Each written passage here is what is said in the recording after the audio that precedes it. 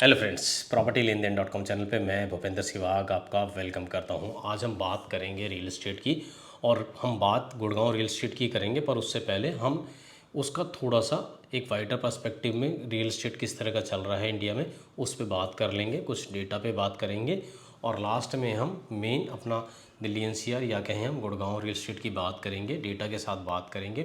पिछले 3 महीने में कैसा रियल एस्टेट रहा उस पर बात करेंगे। तो शुरुआत हम सबसे पहले करते हैं, जैसा कि आपने पढ़ा है वीडियो के कवर पेज पे, या उसको हम थंबनेल भी कह देते हैं कि 23% सेल्स डाउन हो गई है फर्स्ट क्वार्टर में।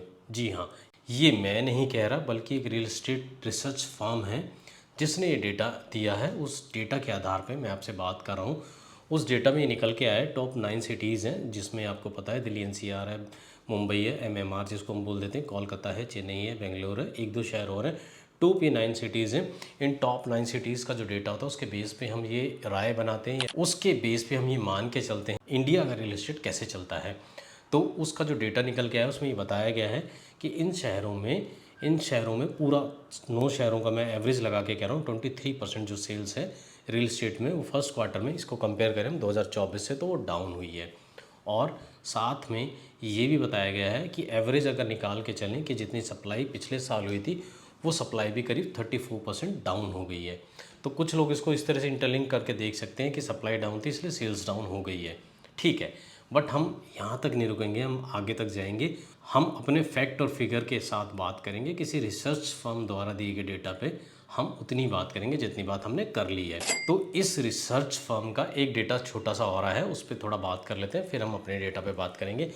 उस डेटा में ये निकल कर आया है कि बेंगलोर एक ऐसा शहर है एकमात्र जहाँ पे सप्लाई भी बढ़ी है और जहाँ पे सेल्स भी बढ़ी है।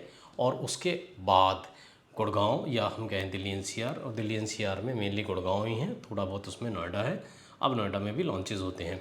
यहाँ पर सेल्स डाउन नहीं हुई है। जी हाँ, यही इस वीडियो का मेन पॉइंट है। यहीं से मैं आपको आगे इस पर बात करूँगा, लेकर चलूँगा और बताऊँगा कि यहाँ पर क्या हुआ है। सप्लाई डाउन होने के बाद भी सेल्स बढ़ी है। जी हाँ, यही इंपॉर्टेंट चीज़ आज मैं इस वीडियो में आपके साथ डिस्कस करने आया हूँ। तो बिना किसी देरी के अब हम फोकस कर लेते हैं अपने दिल्ली एनसीआर या हम कहें अपने गुड़गांव रियल एस्टेट पे। तो गुड़गांव रियल एस्टेट की अगर हम बात करें तो 3 महीने में, जनवरी, फरवरी, मार्च, 3 महीनों की मैं बात करूँगा, यहाँ पर मोटा मोटा 10 से 11 प्रोजेक्ट लॉन्च हुए हैं। और इन प्रोजेक्ट्स में अगर बात करें, सारे के सारे, 2-3 प्रोजेक्ट को छोड़ दें, हाई एंड लग्जरी प्रोजेक्ट थे। तो उनका किस तरह का डेटा रहा है, कुछ डेटा पब्लिक डोमेन में है उसके बेस पे बात करेंगे, कुछ डेटा मेरा वेरीफाई किया हुआ है उस पे बात करेंगे, और हो सकता है कुछ डेटा कॉन्ट्राडिक्टरी हो। अगर उसकी लेटेस्ट अपडेट या उसका कुछ और दूसरा आपके पास पॉइंट ऑफ व्यू है तो उसकी डिटेल, आप उसकी जानकारी, अपना फीडबैक आप वीडियो के नीचे कमेंट बॉक्स में ज़रूर दें। मैं ऐसा मान के बिल्कुल नहीं चलता कि सारी इन्फॉर्मेशन मैंने कलेक्ट कर ली, हो सकता है कुछ चीज़ें छूट गई हों। तो आप जो ऑडियंस हैं, आप भी मेरा रिसोर्स हैं, आप भी नीचे कमेंट में मुझे अपडेट कर सकते हैं। तो शुरुआत हम कर लेते हैं। सबसे पहले हम इमार की बात करेंगे। सेक्टर 112 में एक प्रोजेक्ट आया था, हालांकि अब बात चल रही है कि इमार को टेक ओवर कर रहा है अडानी 12,000 करोड़ में। इस चीज़ को लेके इमार के एम्प्लॉई और अडानी के एम्प्लॉई दोनों ही बड़े खुश हैं कि एक बड़ा ग्रुप बनने जा रहा है।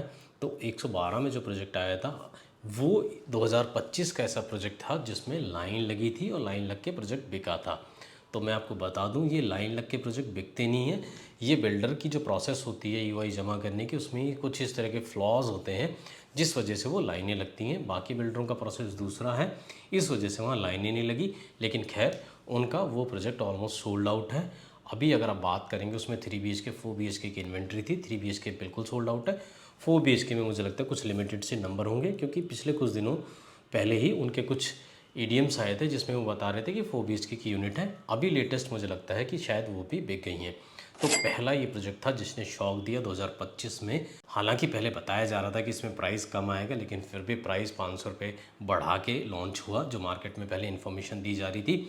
और उसके साथ साथ पेमेंट प्लान भी चेंज कर दिया गया, लेकिन उसके बावजूद भी वो प्रोजेक्ट बहुत अच्छे से सेल हुआ और उस प्रोजेक्ट ने बहुत अच्छा किया। उसके बाद एक और प्रोजेक्ट आया इलान का। जी हाँ, इलान का फेज़ 2, इलान एम्परर के नाम से ऐसा कहा जा रहा है, बिल्डर की तरफ से भी दावे किए जा रहे हैं और मार्केट में भी इस तरह की इन्फॉर्मेशन है कि इस प्रोजेक्ट ने भी बहुत अच्छा किया। ऐसा बताया जा रहा है कि इनके पास 100 या उससे भी कम यूनिट बची हैं, बाकी इनका बहुत अच्छे से प्रोजेक्ट सेल हुआ है।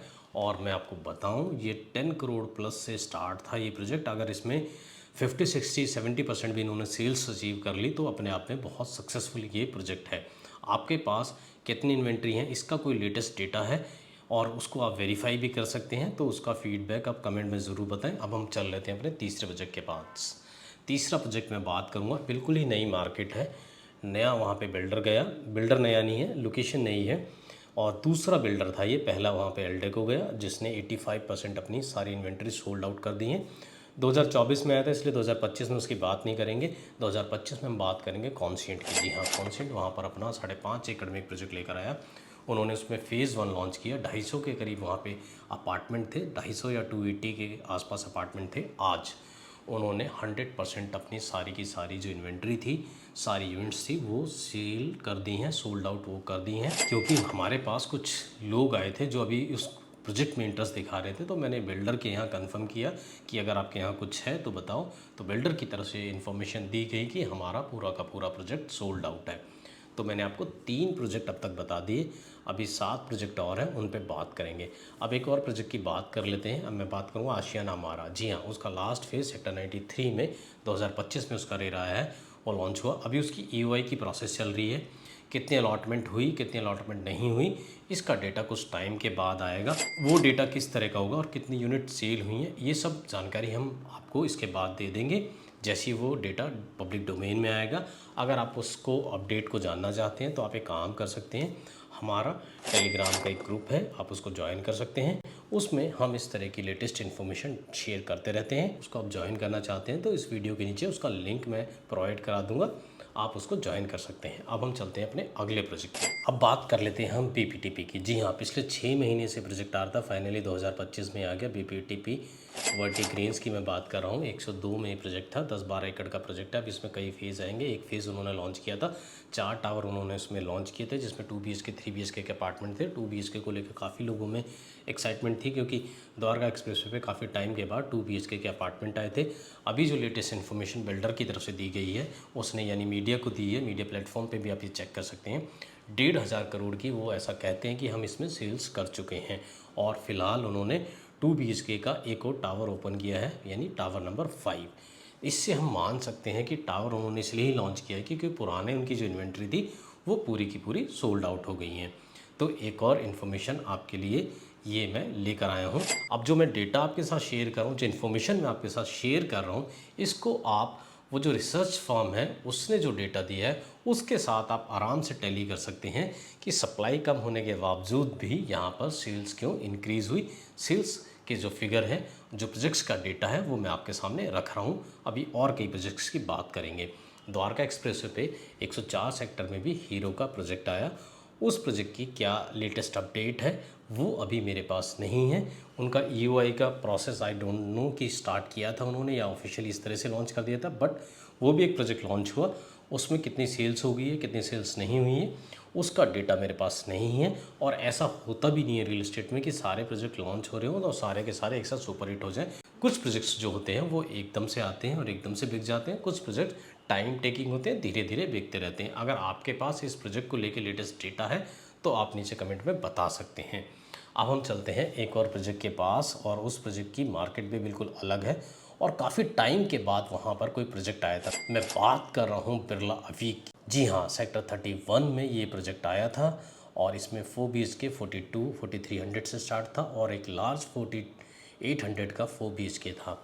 इन्होंने भी फेजेस में लॉन्च किया था। बिल्डर को भी पता है कि बहुत ज़्यादा सप्लाई मार्केट में उतार देगा तो उससे सप्लाई ओवरहैंग हो जाएगा, सप्लाई बहुत ज़्यादा बढ़ जाएगी और सप्लाई बढ़ने पे चीज़ें नहीं निकलेंगी तो सेल्स डाउन होगी, मार्केट ख़राब होगी। तो बिल्डर भी बहुत ही शाना या कह सकते हैं समझदार हो गया, बहुत हम कह सकते हैं फूक फूक कर वो अपने कदम रख रहा है। इसलिए उन्होंने भी फेज़ 1 लॉन्च किया और उसमें उनकी तरफ से जो फिगर दिया गया है वो ये दिया गया है कि जो उनका बड़ा साइज़ था, जो 48 स्क्वायर फीट था, वो पूरा का पूरा एक टावर उन्होंने लॉन्च किया था, पहले ही सोल्ड आउट हो गया EOI प्रोसेस में।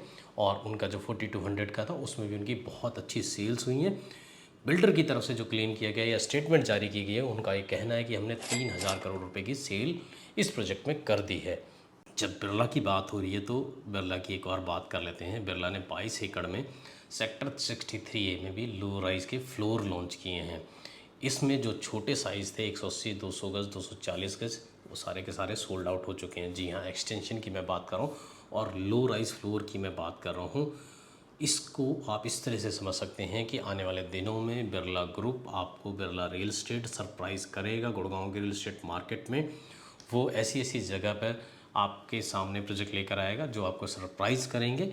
ये प्रोजेक्ट भी हॉट केक की तरह लो राइज़ फ्लोर बिक रहा है। इसमें एनआरआईज़ के लिए स्पेशल पेमेंट प्लान वो लेकर आए हैं और एनआरआईज़ को खूब पसंद वो आ रहा है। अगर आप एनआरआई हैं, वीडियो देख रहे हैं, इस प्रोजेक्ट में इंटरेस्ट रखते हैं, आप फ्लोर में जाना चाहते हैं, लो राइज़ फ्लोर में जाना चाहते हैं एज ए एंड यूज़र के तौर पे या आप एज ए इन्वेस्टर के तौर पे, तो आप हमसे कनेक्ट हो सकते हैं। हम इस प्रोजेक्ट की डिटेल आपके साथ शेयर कर लेंगे। बहुत इंपॉर्टेंट इन्फॉर्मेशन है, इसलिए इस प्रोजेक्ट में मैंने आपसे कहा कि इसमें बहुत ही कुछ है जो एक इन्वेस्टर के लिए और एंड यूज़र के लिए, एनआरआई खास तौर पे जो है उनको बहुत कुछ दे के जा सकता है। तो उसके लिए आप हमसे कनेक्ट कर सकते हैं। अब हम बढ़ लेते हैं अपने अगले प्रोजेक्ट की तरफ। अब मैं बात करूँगा गोदरेज की। जी हाँ, गोदरेज सेक्टर 54 में गोल्ड कोर्स रोड पर एक प्रोजेक्ट लेकर आया। प्रोजेक्ट का नाम है गोदरेज अस्ट्रा या कोई एस्ट्रा कह देता है। और इसमें भी बिल्डर की तरफ से बताया गया ईओआई प्रोसेस के पास ही इनका 4 BHK का जो इन्वेंट्रीज थी वो पूरी की पूरी ओवर सब्सक्राइब हो गई और 3 BHK में भी 20 to 23% इन्वेंट्री अभी इनके पास बची है। इससे आप समझ सकते हैं, चाहे कोई भी प्रोजेक्ट किसी भी लोकेशन पे आ रहा है, अगर उस प्रोजेक्ट को लोगों को समझ में आ रहा है तो लोग उसमें बाय कर रहे हैं। यही वजह है कि जो रिसर्च फर्म डेटा लेकर आई है वो डेटा बिल्कुल ऑथेंटिक लगता है मुझे, क्योंकि गुड़गांव में उन्होंने बताया है सप्लाई डाउन होने के बावजूद भी सेल्स बढ़ी है और वो सेल्स आपको इन प्रोजेक्ट्स में दिख ही रही है। अब हम एक और प्रोजेक्ट की बात करेंगे। अब बात करेंगे हम सोना रोड पे सेक्टर 48 में। जी हाँ, एक्सपीरियन का प्रोजेक्ट आ रहा है, ट्रिलियन के नाम से रेयर हाउस का आ चुका है। उनका ईओआई का प्रोसेस चल रहा है। अभी कितना वो बिका है, कितना नहीं बिका है, इसका डेटा नहीं आया है और मुझे लगता है इसमें अभी अलॉटमेंट भी स्टार्ट नहीं हुआ है जिस दिन हम ये वीडियो रिकॉर्ड कर रहे हैं। जैसे ही उसका लेटेस्ट डेटा आएगा, और हाँ, आप इस चीज़ को लेकर निश्चिंत रहिए, अगर कोई प्रोजेक्ट बहुत अच्छा नहीं कर रहा होगा और उसका डेटा पुअर होगा, वो भी हम अपने टेलीग्राम के ग्रुप में शेयर कर देंगे। आप तक हम लेटेस्ट इन्फॉर्मेशन पहुंचाएंगे ताकि आपको पता रहे कौन सा ग्रुप, कौन सा प्रोजेक्ट कहां पर, कौन सी लोकेशन पे अच्छा कर रहा है। अब मुझे लगता है मैंने आपको काफ़ी सारे प्रोजेक्ट बता दिए। बीच में काउंटिंग करना मैं भूल गया, तो आप काउंट कर लें मैंने अब तक कौन कौन से प्रोजेक्ट बताए हैं। अभी शायद 1-2 प्रोजेक्ट और बचते हैं, उनके बारे में बात कर लेते हैं। अब मैं अपने आखिरी और 11वें प्रोजेक्ट की बात कर लेता हूँ, क्योंकि मोटा मोटा 11 ही प्रोजेक्ट अभी लॉन्च हुए हैं जिनका रेरा है ऑफिशियली लॉन्च किए हैं फर्स्ट क्वार्टर में 2025 में अलग अलग डेवलपर ने। ट्रम्प टावर 2, जी हाँ, इसका रेरा आ चुका है और ईओआई प्रोसेस तो इनका काफ़ी टाइम से चल रहा था। ऑफिशियली जो डिटेल्स हैं इनकी आ चुकी हैं। इसमें 3100 square feet, 4000 square feet, 5000 square feet के अपार्टमेंट है।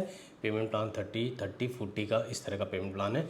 एक इन्वेस्टर के लिए बहुत अच्छी अपॉर्चुनिटी है ट्रम्प टावर 1 की सक्सेस को देखते हुए, क्योंकि 1 ने आपको बहुत ज़्यादा, जिन्होंने भी इन्वेस्टमेंट की है, अच्छा रिटर्न दिया है। तो ट्रम्प टावर 2 भी एक अच्छा रिटर्न आपको दे के जा सकता है।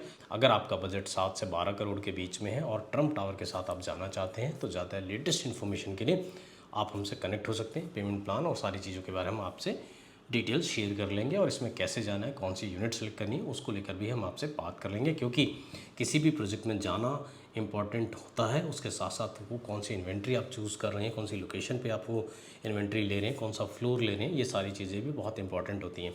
तो हम बात करें द्वारका एक्सप्रेसवे की, वर्टिग्रीन्स, पीपीटीपी, हीरो होम्स की, चाहे हम बात करें बिल्कुल नए सेक्टर 80 की, चाहे हम बात करें, मैं द्वारका एक्सप्रेसवे कह रहा था, हम बात करें गोल्ड कोर्स रोड की जहाँ पर गोदरेज आया, चाहे एक्सटेंशन की बात करें जहाँ पर आपका बिरला का फ्लोर्स आए, हर जगह प्रोजेक्ट्स ने बहुत अच्छा किया है। और इस अच्छा करने की जो एक बड़ी वजह मुझे ये लगती है कि लोगों को उम्मीद है रियल एस्टेट 2025 में भी बहुत अच्छा करेगा। जिस तरह शेयर मार्केट ऊपर नीचे हो रहा है, उस तरह का ऊपर नीचे इतना जल्दी रियल एस्टेट नहीं करता है। तो थोड़ा स्टेबल है, लोगों को भरोसा है और बिल्डर्स ने सप्लाई भी काफ़ी कम कर दी है। इस वजह से सप्लाई ना बढ़ने की वजह से भी मोमेंटम बना हुआ है, लोगों का इंटरेस्ट बना हुआ है और रियल एस्टेट फर्स्ट क्वार्टर में तो ठीक कर रहा है। अब सेकंड क्वार्टर में क्या क्या आपको देखने को मिल सकता है? सेकंड क्वार्टर में आपको लॉन्च ऑफ द ईयर देखने को मिल सकता है। मैं बात कर रहा हूँ डीएलएफ की। डीएलएफ पिरवाना नॉर्थ अपना प्रोजेक्ट लेकर आ रहा है, तीसरा पिरवाना की सीरीज़, जहाँ पर डीएलएफ के पास 200 से 300 एकड़ का पूरा लैंड पार्सल है, जहाँ साइबर सिटी 2 आना है और जहाँ पर पिरवाना साउथ और पिरवाना वेस्ट पहले आ चुके हैं। वहीं पर पिरवाना नॉर्थ आ रहा है। अगर आप उसके बारे में जानना समझना चाहते हैं तो भी आप हमसे 1 to 1 कनेक्ट हो सकते हैं। हम आपको अच्छे से पूरी डिटेल में समझाएंगे। और हाँ, अगर आप डीएलएफ ग्रुप के बारे में और जानना समझना चाहते हैं, क्योंकि उसका जो प्रोजेक्ट है वो 10-12 करोड़ से उसमें अपार्टमेंट स्टार्ट होगा, तो उसमें जाने से पहले आप डीएलएफ के बारे में समझना चाहते हैं, डीएलएफ की क्या प्लानिंग है उसके बारे में जानना चाहते हैं, तो उसको लेके भी आप हमसे अलग से कनेक्ट कर सकते हैं। स्क्रीन पे नंबर है। तो मैं उम्मीद करता हूँ कि हमारा गुड़गांव एनसीआर का रियल इस्टेट इसी तरह अब बढ़िया करता रहेगा। हाँ, बाकी शहरों में क्यों नहीं रियल इस्टेट अच्छा कर रहा है, तो वो सप्लाई है या सप्लाई कम हो गई है, ये वहाँ के लोग आपको बता देंगे।